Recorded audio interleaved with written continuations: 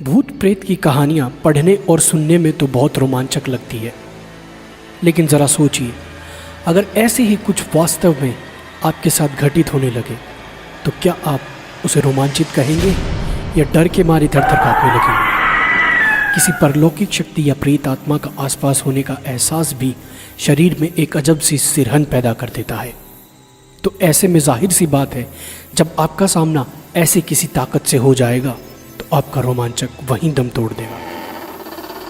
वैसे तो कहने को बहुत सी ऐसी जगहें हैं जहां यह माना जाता है कि आत्माओं का वास है।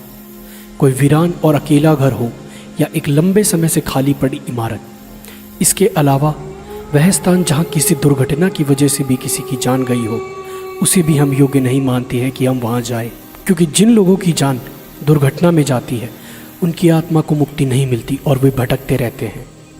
कहने को तो बहुत सी जगहें हॉन्टेड या भूता कहा जा सकता है, जहां प्रामाणिक तौर पर कहा जा सकता है कि उस स्थान में कुछ न कुछ गड़बड़ तो ज़रूर है, और वह स्थान है राजस्थान स्थित भानगढ़ किला। यह वह स्थान है जिसे पुरातत्व वैज्ञानिकों ने सामान्य नहीं माना है। तभी तो राज्य सरकार द्वारा भानगढ़ किले के चारों तरफ व बाहर चेतावनी के तौर पर एक बोर्ड लगा हुआ है, जिसमें साफ साफ लिखा है कि सूर्य उदय होने से पहले और सूर्यास्त के बाद कोई भी इस किले में नहीं रुकेगा और नहीं आएगा। तो आखिर भानगढ़ में ऐसा क्या है जो आम जन को वहां रात के समय जाने से रोकता है? अगर कुछ है तो उसके पीछे क्या कारण है? हालांकि कोई भी पुख्ता तौर पर वहां घटने वाली दुर्घटना का कारण नहीं बता पाया, लेकिन स्थानीय लोगों के बीच प्रचलित है कुछ कहानियाँ जो साबित करती है कि वहाँ कुछ ना कुछ तो ज़रूर हो सकता है। लोगों का मानना है कि बहुत समय पहले इस स्थान पर रत्नावती नाम की बहुत सुंदर राजकुमारी रहती थी, जिस पर काला जादू करने वाले तांत्रिक की कुदृष्टि थी।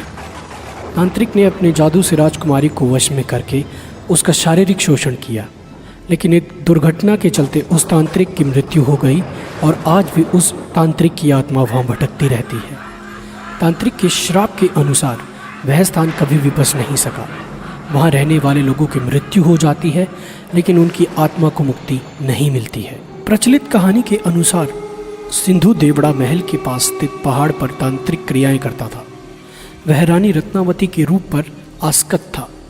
एक दिन भानगढ़ के बाजार में उसने देखा कि रानी की एक दासी रानी के लिए केश तेल लेने आई है।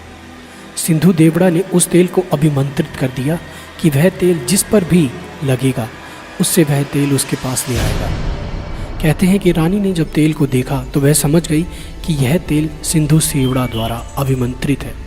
तो कहते हैं कि रानी भी बहुत सिद्ध थी, इसलिए उसने पहचान कर ली और दासी से उस तेल को तुरंत फेंक देने को कहा। दासी ने उस तेल को एक चट्टान पर गिरा दिया।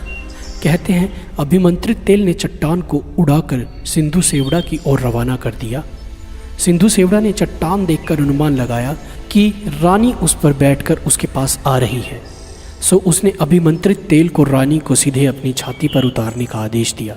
जब चट्टान पास आई तब तांत्रिक को असलियत पता चली, तो उसने आनन फानन में चट्टान उसके ऊपर गिरने से पहले भानगढ़ नगर उजड़ने का श्राप दे दिया और खुद चट्टान के नीचे दबकर मर गया।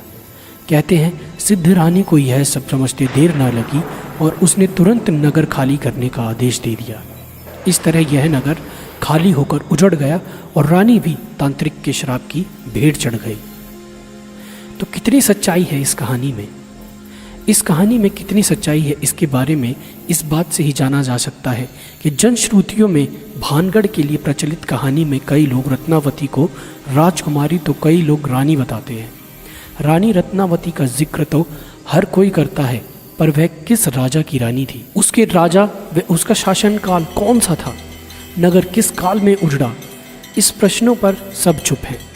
अक्सर लोग इस नगर व किले को 400 वर्ष पहले उजड़ा बताते हैं, पर किले में मिले विभिन्न राजाओं के शिलालेखों की तारीख देखने के बाद उसके उजड़ने की समय सीमा काफ़ी कम हो जाती है। पर बहरहाल बात चाहे जो भी हो, इस फोर्ट को या इस भानगढ़ के किले को अब भी लोग सबसे ज़्यादा डरावना मानते हैं, या कह सकते हैं कि भारत का सबसे प्राचीन स्थान जो भी है, जिसमें भूतों का निवास होने की पूरी आशंका या जहां भूत विराज करते हैं, वो भानगढ़ का किला ही है।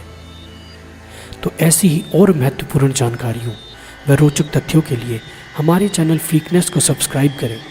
व यह वीडियो आपको कैसा लगा हमें लाइक व कमेंट करके ज़रूर बताएं। धन्यवाद।